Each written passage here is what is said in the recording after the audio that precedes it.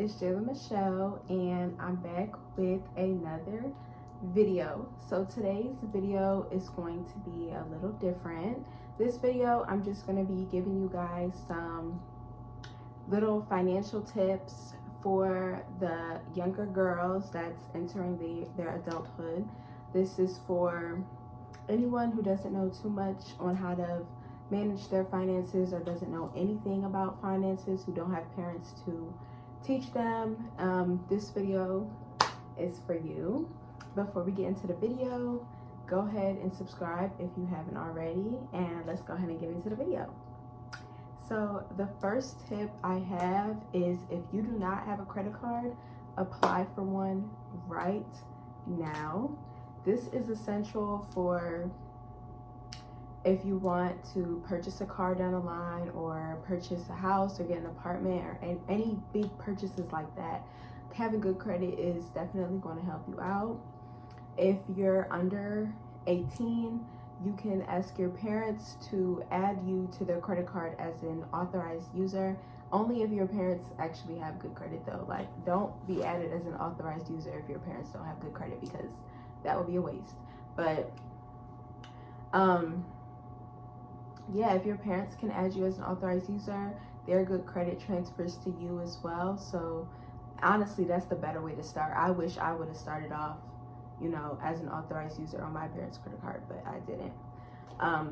If you're 18, just starting out, and you don't have a credit card, I recommend getting a student credit card first. That can be Discover, for example. Discover is the first credit card that I got. You can apply online. You're going to have to make a deposit. The minimum is going to be like $200 that you have to deposit to them, and this is just like a test for them to see if you have good credit. That's what the deposit is for. And you're basically going to be using that money, the $200 that you gave them, you're going to be using that money and paying it off. And after a certain amount of time, when you hit like 8 months to a year, that's when they'll start increasing your credit limit and things like that. Deposit is just to make sure that you know how to pay your credit card off on time. But yeah, Discover is definitely a credit card I recommend if you're just starting out.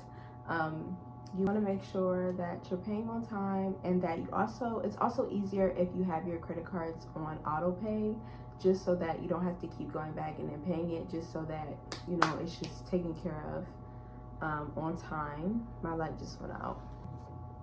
This is just what we're gonna have to deal with, but you just want to make sure that it's getting paid off on time, so use auto pay. And then if you can, you also want to make 2 payments a month. This will help build your credit as well. So you can just pay, like, I would say, you have to pay your credit card once a month. So you want to pay halfway through. You can pay like the minimum, and then pay again when the actual payment is due, and that'll help build your credit. I also recommend travel credit cards. That's good for if you like to travel, and you can build up your points, and that'll help you get like free stays using the points, or you can get free hotel stays, things like that. So I recommend travel cards as well. I have the Chase Sapphire card, and that's the card I have. Other than that, yeah, definitely make sure you have a credit card if you don't already. That'll help you in the long run. And also, if you're in college like me and you don't have consistent income all the time, because I don't have a job, what you want to do is you want to make sure you're utilizing your breaks, your winter breaks, summer breaks. Make sure you're working and you're building up that money, you're saving that money, and make sure over the summer you're paying off. You want to make sure you're paying off like the majority of your credit card debt, and also while saving your money. So when you're in school, you have enough money to be paying on it every month. If you can only save up $500 over the summer for school, maybe a credit card is the best thing for you, because you're definitely not going to be able to pay that off.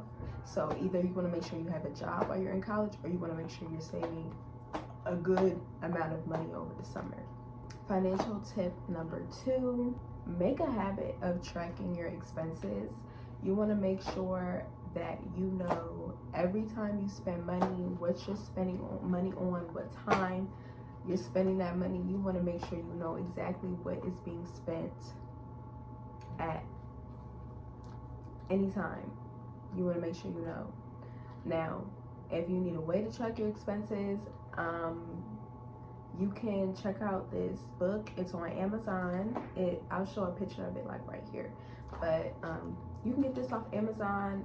It's a way to track your expenses. You can write down everything you buy, how much it is, and yeah, that's, I think, a good way to make sure you're tracking everything.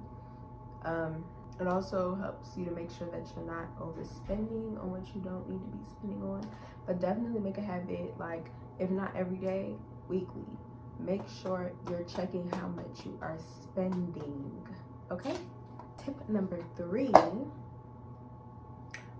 when budgeting your money, you want to make sure you're following the 50-30-20 rule.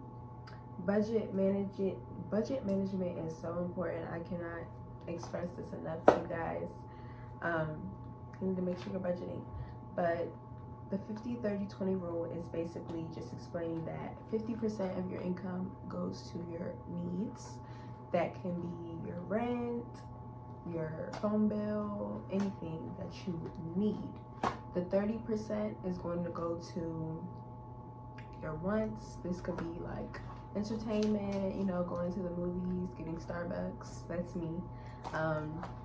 Whatever you want. And then the 20 part is for savings and investments. That's money you put away, that you don't touch. That's where the 20% goes. And yeah, so you want to make sure that you're following that rule. And yeah, it can help you a long way down. Saving 20% of your income can go a long way. So shit, you could even save more than that, to be honest. You don't have to specifically follow that rule, but it's definitely a way to help. For my girlies that's over 18, you definitely want to start looking into a Roth IRA account. That's like an investment account or savings that you can put your money into that'll grow for you over time. This only really works if you have consistent income though, but you can put a certain amount of money away every month, and it'll grow for you up until your retirement age, and then you can have more money saved up, and it could definitely set you up for your retirement. So definitely want to look into that as well, Roth IRA account. And then I kind of went through these fast, but the last tip I have for you guys today is to buy financial books to help educate you. It's always good to educate yourself on important topics, not just fictional books, because I have a lot of fictional books. I love reading, and sometimes it's hard for me to get into educational books such as finance because it's kind of boring, but it's always good to have that extra information to get you ahead in life and to help you out in the long run. The book I'm reading right now is Rich Dad, Poor Dad, and it's very helpful. If you don't know, I'm a finance major in college right now, so it's always good to get that, extra information and stuff like that to help me. But yeah, you definitely want to make sure you're reading educational books, self-help books to help your growth. And yeah, thank you guys. This is the end of my video. I hope it was informative to you guys. It's only part 1. I'll definitely be making another one soon, but I hope you liked this video, and if you liked it, give it a thumbs up, and also subscribe if you haven't already, and I'll see you guys in the next video. Bye guys.